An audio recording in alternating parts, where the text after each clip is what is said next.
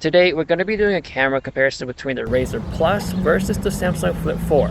And now I switched over using the back camera, which I can still see myself using the external display. Of course, there is a bigger display on the Moto, which gives you the better experience. So from my experience, just using these two phones in general, the Moto is going to be the more fun or more creative phone to use just because it's easier to see yourself.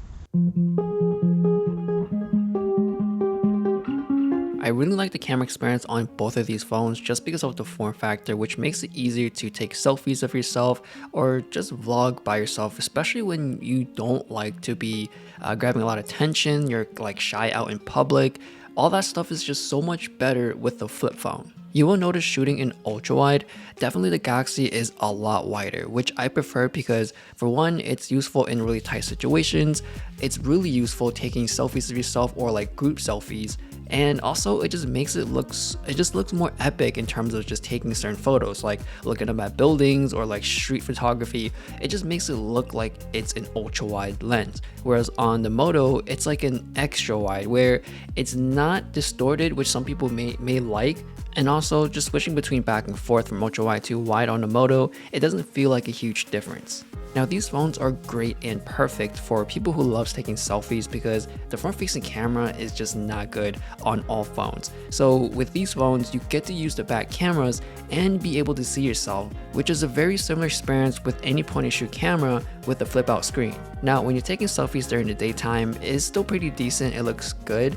But the biggest difference is during nighttime where most cameras during low light doesn't perform that great, especially with the worst camera on the phone. So going to the back camera just gives a huge boost in quality, but that's mainly in terms of using the wide lens because the main camera is the best camera. It's a hit or miss with the ultra wide, but at least you can still take group selfies.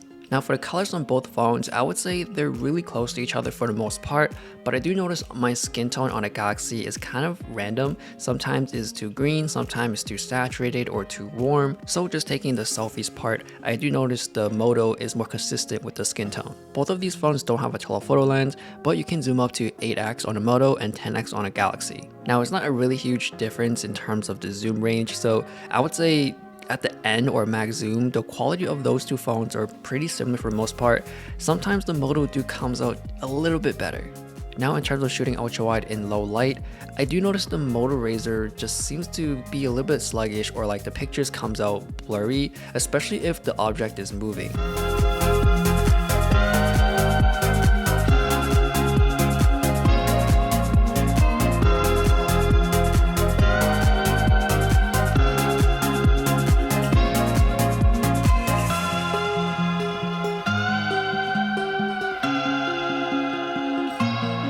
When you're by yourself taking pictures of yourself or like portrait mode, definitely the Moto is gonna give you the better experience because of the bigger screen, and also I can see the whole picture of myself. Whereas on a Samsung, when you're stepping back, the screen is so small I can barely see anything at all. But they both shoot in 1x and pretty similar in terms of focal length and the look in general. The biggest difference I see here is the colors. The Moto seems to have a really yellowish green hue on the pictures for the most part. Sometimes it looks pretty normal. The Galaxy is just constant with the colors of being saturated, where my lips is just a bit more pink and my skin tone is just a bit warmer. Now if you're planning to vlog or start vlogging, these two phones are easy to use just because you can shoot while they're in their clamshell mode.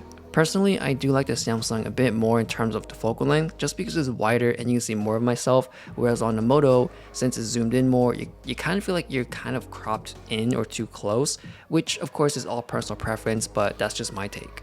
If you like to shoot Instagram stories or just TikTok videos, it's nice to be able to place it down on almost anywhere and just start shooting. Now for this indoor clip for video, the Moto seems to be too saturated for me, my lips just seems too dark red. But going outside shooting in ultra wide, I would say the biggest weakness of the Moto RAZR Plus is the stabilization. And that also applies with the wide lens, which looks even worse. There's a lot of micro jitters every time I plant my foot on the floor, and it does look like it's going in and out of focus, which is really distracting, and I think the video is pretty hard to watch on the Moto. It doesn't get any better during low light. For ultra wide, they're both pretty similar, so I wouldn't recommend shooting ultra wide at all, but if you have to, it's nice to be able to have it. But once you switch to the wide lens, here is a really big difference, and you probably don't want to shoot video on a Moto at all. If you have to, I would recommend standing still and panning around, but not to walk around and do run and gun shooting. In the end, they both have their huge pros and cons. For the Flip 4, I would say it's the better all-around quality camera. It's very well rounded from daytime to nighttime, and it does have the wider focal length, so it's really beneficial for vlogging and taking group selfies. Now for the Moto RAZR Plus, I do like it better for the camera experience or just the general experience overall because of the bigger external display. I can actually frame the whole image, and not just the camera, but I can do other things like play mini games or just do Google Maps or scroll through Instagram. It's just nice to be able to do a lot of things with the external display. So for the overall experience, it's just so much better on the Moto. So I do hope the camera quality, especially video, will be improved in the next RAZR. So thanks for watching. Let me know your thoughts on these two phones, and I'll see you guys later.